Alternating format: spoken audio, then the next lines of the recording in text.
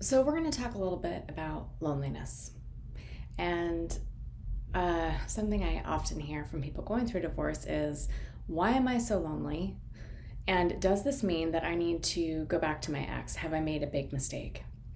And the answer to this question is very simple: no.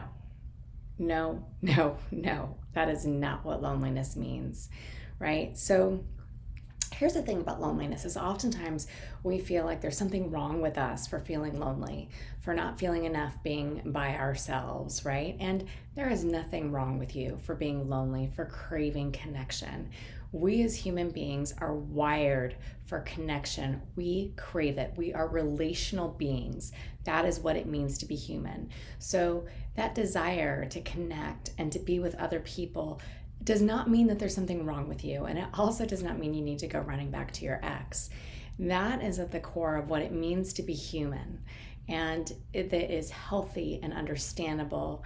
And yeah, it can be really painful when you have been with somebody for years, sometimes decades, and for them to be gone, it opens up this sort of loneliness that you feel deep inside at your core. I remember that feeling early on, and it is so, so painful. And there's nothing wrong with you for feeling it. You are feeling it because you are human. But that does not mean that you've made a mistake, and it does not mean you need to go running back to your ex. So here's what it does mean: you need to get your connection needs met in a healthy way. This does not mean swiping endlessly on dating apps or trying desperately to find somebody to fill in your ex's shoes. No. You need to get your connection needs met in healthy ways, right? So this means reaching out to friends and family, people you care about, leaning on them, talking to them, making space for connection. And this might require some effort, right? Like, they're not used to you being available. And that doesn't mean they're not thinking of you or they don't care about you, but you might have to be the one who picks up the phone and calls them. You might have to be the one who sets up a time to go for a walk or to meet for a cup of coffee with them. And that, please, one of the things that people get stuck on is, oh, they don't really want to be around me, I'm a burden, blah, blah, blah. No, you're not. No, you're not. Like, people like to be needed. They want to be there for you. They are relational beings too. So it is important to reach out and connect to people who care about you, those healthy friendships and relationships with family that fill your connection needs. So, so critical during this time.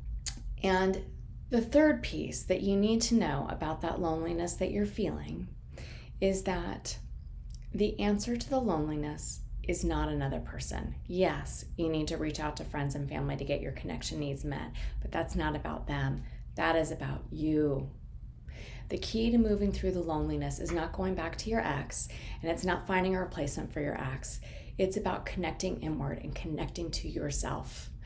If you want to have a healthy relationship with the next person, you need to feel like a whole and fulfilled person, right? And that means reconnecting to you and who you are and what you need and what you want in a meaningful way. And I'm not going to lie to you and tell you that's an easy journey. It is not. Sometimes that is a journey that requires a hell of a lot of discomfort. And that discomfort, guys, it is good. I know it doesn't feel good, and I know it's hard to believe and it's hard to take this in, but that discomfort is a sign of growth and change.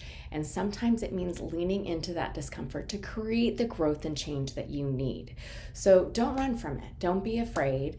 And remember that when you're feeling lonely, when you're feeling that sting, and a lot of times I point to right here, sometimes that loneliness is a physical pain.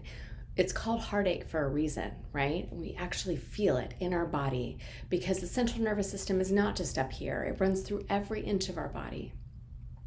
So if you're feeling that pain of loneliness, remember those three things. One, it is healthy and understandable to feel lonely and to want and crave connection with others because you are human.